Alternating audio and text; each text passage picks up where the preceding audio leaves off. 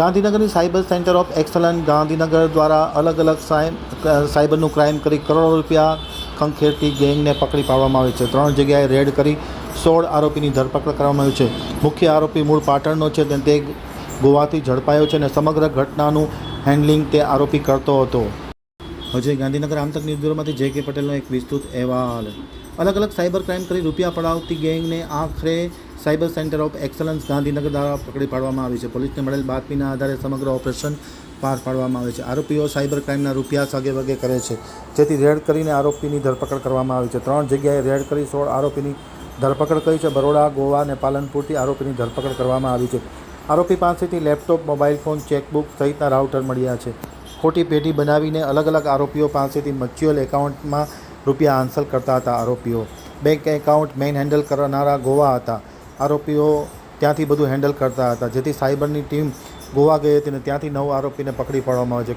આરોપી પાસેથી કુલ 15 laptop, 87 mobile, 2 router, 126 sim card, 2 pen drive, 115 debit card, 82 passbook, 15 chequebook અને 4 કોરા ચેક મળી આવે છે. રેડ કર્યા બાદ ઘણા બધા બેંકના એકાઉન્ટ શંકાસ્પદ હાલતમાં મળી આવ્યા છે. બેંક એકાઉન્ટના નંબર 350 મળ્યા છે, જેમાંથી 77 કરોડ રૂપિયાની ફરિયાદ નોંધાઈ છે. એફઆઈઆર દાખલ થયા બાદ એકાઉન્ટ ફ્રીઝ કરવામાં આવ્યા છે.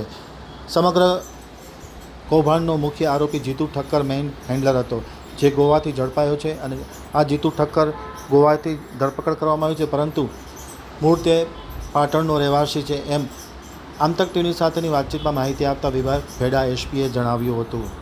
સર, સામાન્ય માણસ સમજી શકે એ પ્રકારે થોડું એલાબરેટ કરજો ને ધીમે. યસ આમાં આ લોકોનું મુખ્ય કામગીરી હતી કે જેટલા પણ ફ્રોડ થાય છે, સાયબર ફ્રોડ્સ, એ વિવિધ પ્રકારના સાયબર ફ્રોડ છે અને જેટલા પૈસા આવે છે બધા એ જનરલી કોઈ અકાઉન્ટ્સમાં ટ્રાન્સફર કરવામાં આવતા હોય છે. વિક્ટીમના નાણાં છે એમાંથી પહેલાં તો મ્યુલ અકાઉન્ટ્સનું આ લોકો નેટવર્ક બનાવે છે. મ્યુલ અકાઉન્ટ્સ એટલે કે ભાડે પર કોઈ ઇનોસન્ટ માણસ હોય ને ખબર નથી હોતી કે આની પૈસા કઈ રીતે જશે, બેંક અકાઉન્ટમાં ક્યાં ક્રાઇમની એક્ટિવિટી થશે, તો તેવા મ્યુલ અકાઉન્ટ એકત્રિત કરવાનું કામગીરી કરે છે અમુક લોકો. એ એકત્રિત કર્યા બાદ આગળ આ અકાઉન્ટની ડિટેલ્સ ફોરવર્ડ કરે છે અને હકીકતમાં હેન્ડલ કરવાવાળા માણસ છે એ ક્યાંક બહાર બેઠા બેઠા રિમોટલી ઓપરેટ કરે છે આ અકાઉન્ટને, અને પૈસા જેટલા આવે છે એને આગળ પણ સાઇફનિંગ કરવાની પ્રોસેસ કરતા હોય છે કે પૈસાને કોઈ યુએસડીટીમાં કન્વર્ટ કરવા, ક્રિપ્ટોમાં કન્વર્ટ કરવા અને આગળ મોકલવા. આ તપાસમાં કોઈ હજી ઇન્ટરનેશનલ કોઈ રોલ અમારી સામે આવેલો નથી. જ્યાં સુધી અમારી પાસે અત્યારે ઇન્વેસ્ટિગેશન ચાલુ છે તેમાં મેન હેન્ડલ કરવાવાળા જે પૈસા જે વિડ્રો કરવાની પ્રોસેસ અને પૈસાને એક જગ્યાએથી બીજી જગ્યાએ મોકલવાની જે પ્રોસેસ છે એ કરવાવાળા આરોપીની ગોવાથી ધરપકડ કરવામાં આવેલી છે.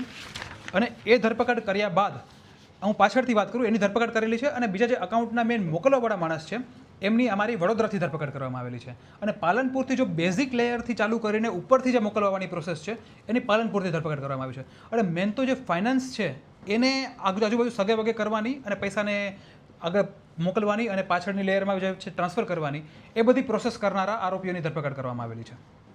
સર, આ 77 કરોડની આપે કોઈ વાત કરી, એ શું છે સર?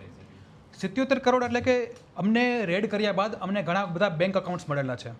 સાથે સાથે અમને જે અમે રેડ કરી તો અમે જે લેપટોપ્સ પર વિગત જોતા હોય છે કે લેતી દેતીની વિગત છે કે કઈ જગ્યાએ પૈસા સાઇફન કરે છે, એ લોકો ચેક કરે છે કે કોની સાથે કોન્ટેક્ટમાં છે અને બેંક અકાઉન્ટ નંબર આપે છે કે આમાં પૈસા ટ્રાન્સફર કરો. તો આ બધી વિગત અમારી પાસે આવે તો અમારી પાસે થોડાક બેંક અકાઉન્ટ નંબર આવે છે. તો એ બેંક અકાઉન્ટ નંબર અમારી પાસે જેટલા ખાતા આવ્યા છે એ ખાતા પર સાયબર ક્રાઇમની કેટલી ફરિયાદ થયેલી છે, તો એનો મેગ્નિટ્યુડ છે 77 કરોડ રૂપિયા. એટલે કે આ જેટલા 300 ને 350 જેટલા ખાતા મળેલા છે એની ઉપર સાયબર ક્રાઇમની અમારી જેટલી ફરિયાદ આવેલી છે એની ઉપર, અને એમાં જે પૈસા ગયેલા છે એ છે 77 કરોડ રૂપિયા. ક્રાઇમની અંદર 77 કરોડ તમે જે વાત કરી એમાં કેટલા ફ્રીઝ કર્યા, કેટલા રૂપિયા અત્યારે ફ્રીઝ કર્યા, કેટલી વિથડ્રો કરી લીધા છે, કોઈ પર્ટિક્યુલર આંકડો ખરો? એ આંકડાની અમારી તપાસ અને આખી જે ઇન્વેસ્ટિગેશન ચાલુ છે એમાં ગ્રેજ્યુઅલી એવું છે કે 77 કરોડ છે, એમાંથી એફઆઈઆર દાખલ થાય પછી આખી પ્રોસેસ થાય કે ફ્રીઝ કરવાની છે. આજે એકનોલેજમેન્ટ નંબર છે ખાલી ગુજરાતના નથી, અમારી પાસે ખાલી ગુજરાતનો ડેટા હોય.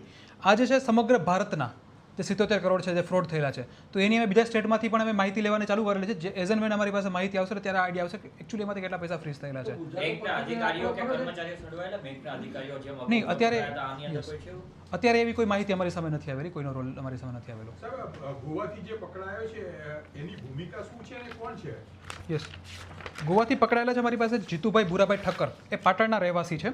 હવે આજે છે મેં આ વાત કરી કે સૌથી પહેલાં વડોદરા રેડ કરેલી હતી અને એમાં કિરણ જોશી અને એના સાગરીતો 4 સાગરીતો બીજા મળેલા હતા. આજે 4 આ 5 માણસો છે એ શું કરે છે કે અલગ અલગ જગ્યાથી મ્યુલ અકાઉન્ટ્સ કમ્પાઇલ કરે છે. આ જે મ્યુલ અકાઉન્ટ્સ છે એમાં જે પૈસા ટ્રાન્સફર થાય અને એ ફર્ધર મોકલવાની પ્રોસેસ કરે છે. આ જે મ્યુલ અકાઉન્ટ છે રિયલ હેન્ડલર છે આ જીતુભાઈ ઠક્કર એ મેન એને હેન્ડલ કરવાની કામગીરી એ કરે છે કે નેટ બેન્કિંગ દ્વારા કે ઓનલાઈન જે બી અકાઉન્ટ્સ છે એના ઉપરથી બીજા કોઈ ખાતામાં મોકલવા, ત્રીજા ખાતામાં મોકલવા, આ આખી પ્રોસેસના કરતા હરતા છે આ જીતુભાઈ ઠક્કર. તેમની મુખ્ય ભૂમિકા એમની આખા જે ક્રાઇમ છે એમાં છે એમની મળી આવેલી છે. અને આગળ જે એની સાથે પણ બીજા 8 લોકોને પણ પોતે સાથે રાખેલા છે સાગરીતો, અને આ રીતે સાયબર ક્રાઇમ કરવામાં આવેલો છે તેમના દ્વારા. આ કેટલા સમયથી કરતા હતા સાહેબ, એવું કે જાણો પડે? આનો સમયગાળો જ્યાંથી એકનોલેજમેન્ટ પેલી ચાલુ થઈ ત્યાંથી આપણે વસ્તુ ચાલુ થઈ. અમને અત્યાર સુધીની પ્રાથમિક માહિતી છે તેમાંથી 6-7 મહિનાનું અમારા ધ્યાન પર આવેલું છે કે ત્યાંથી આ ચાલુ થયેલું છે ક્રાઇમ, પણ હજી વધારે ઇન્વેસ્ટિગેશન ચાલુ છે અમારું આગળ. પાટણમાં કોઈ આગળ કોઈ ગુનાહિત ઇતિહાસ ખરો? નહીં, આગળ અમને કોઈ ગુનાહિત ઇતિહાસ નથી મળેલો. આ રૂપિયા જે ટ્રાન્સફર કરતા હતા એ રૂપિયા લાયા ક્યાંથી? રૂપિયા જે સાયબર ફ્રોડ જે કોઈ બી થતું હોય છે અલગ અલગ પ્રકારની એમો દ્વારા. કોઈ કેસ સાથે લિંક થાય છે કે ભાઈ આ Yes. ફલાણી વ્યક્તિને યસ સાયબર યસ હેરેસ કર્યો? યસ.